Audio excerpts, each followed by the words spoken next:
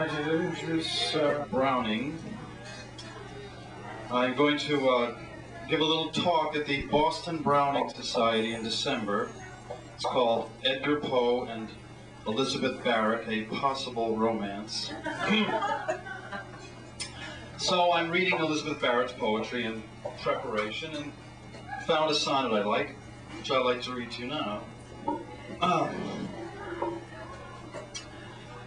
With stammering lips and insufficient sound, I strive and struggle to deliver right that...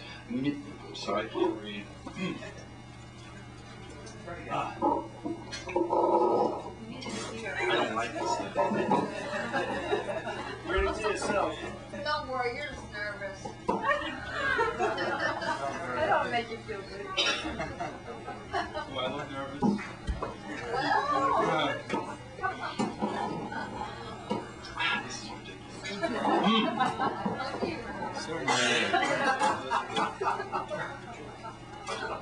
Sorry, Liz. This is a sonnet. 14 lines. It rhymes A, B, A, B, C, D, C, D, E, F, E, F, G, G.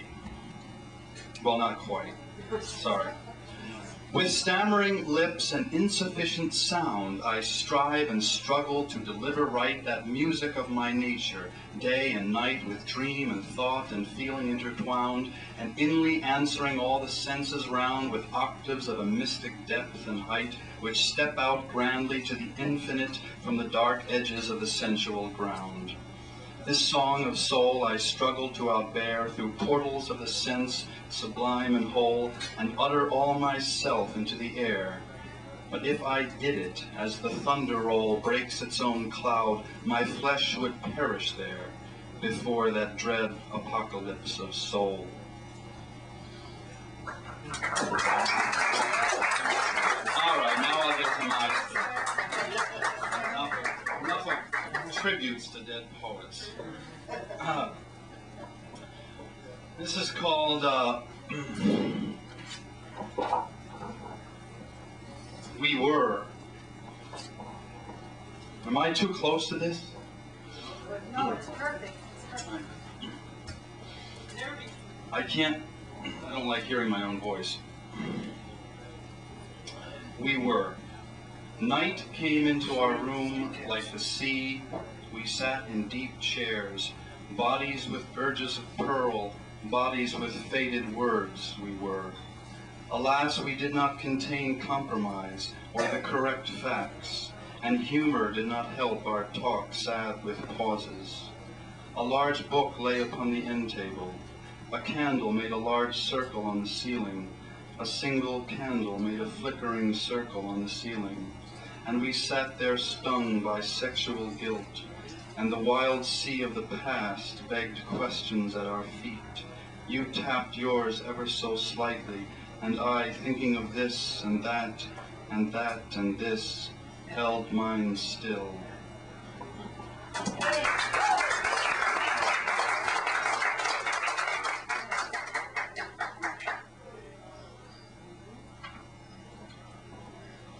This one is called God Rolled Over in His Sleep. God rolled over in his sleep and created the world.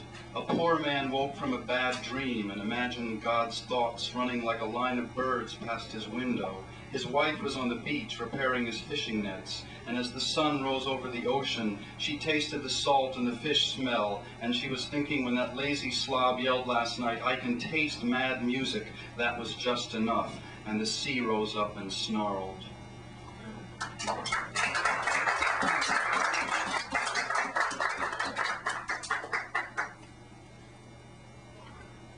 And I'd like to finish with a long poem, 2 pages. Have I gone too long already? Okay.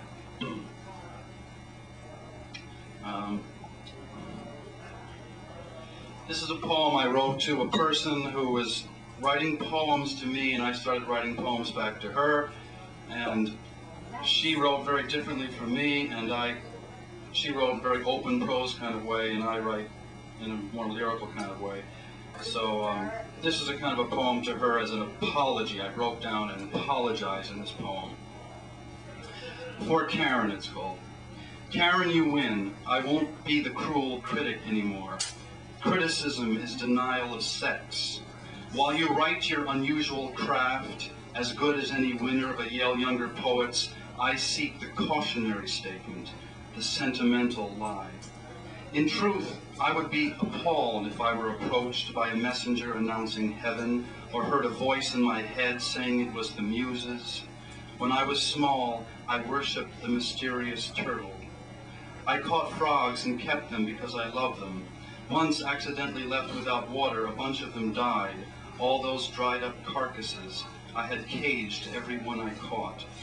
But it surprised me how easily I forgave myself. I still believe to this day evil is an accident. Therefore I see a lot of evil, and I always forgive it. The elders I fished with gradually taught me the fish's death was okay. Returning from an excursion with my grandfather, a retired minister, I hoped the fish we'd caught would somehow live. Sometimes when the trunk of the car was opened, when we arrived, the desperate pickerels would still be breathing, their gills quivering in the murderous air. I was the only one, I'm sure, who counted the minutes for them from the moment they were pulled forever from the lake. I loved every creature then, even the worm. I learned to make its wriggling body stay upon my hook. I learned a certain killing. I'd go back to my childhood tomorrow if I could, before I'd heard anything, back to those anxieties, fearing for the life of a salamander, which an especially cruel friend crushed with a stone. Everything a dream, no sex but in little dreams I had. Two creatures, not of nature, one fat, one long, with nothing to do but fight, no choice but jaw-snapping struggle in a tub of water, barely large enough to hold them, swirling around and around and around. Everything mysterious, frightened of the other children, frightened of everything, except my own mind, the creature lover. Instinctively, even then, I liked to love myself who loved. To love even my tiny grasping self, afraid to lose small things, the trivial facsimiles of things boys love, a blue cowboy with a lasso I lost in a sandbox, and this is one of my earliest memories. What is sex? While I'm having sex, I know what it is, but right afterwards, I don't know what it is, and right before sex, I don't know what it is. Does anyone know what it is just before it happens? This is what I want to know. I long to know it all the time. Poetry hints at sex. The sounds of words make us animals again. As words lose meaning, we become animals again, children who know nothing again. The brook, the forest, the hungry trout, the dream of sex which is not sex, the hungry sweetness of it all, the sunlight, the mist, the mad life child. But we bring our books back. After reading against a tree, the flies annoyed us, our back hurts. We bring our books back. Poetry wasn't enough. It was too gentle, too refined. It's the jungle now, the adolescent bursting into sexuality. Suddenly it comes for the first time while just lying on the floor at home alone. You live with it. You marry it. It's yours now, in your bed at night, now and forever. It keeps you company, yours, yours. And poetry becomes your companion too. It's how we get it back. The dream of sex which is not sex, but might be sex if we feel like it. The prince, the arms, the tan face, the castle, the explanations, mother, father, brother, sister, the conquering, the sand, the waters, the coughing, the poetry, the light just above you as you look up. You're a fish swimming toward the boy in the boat with his grandfather. You are going to bite the hook and die. The boy is listening to his grandfather tell a joke. You are going to interrupt and startle the boy's line. You are going to die for him. You want to save his life. Thank you.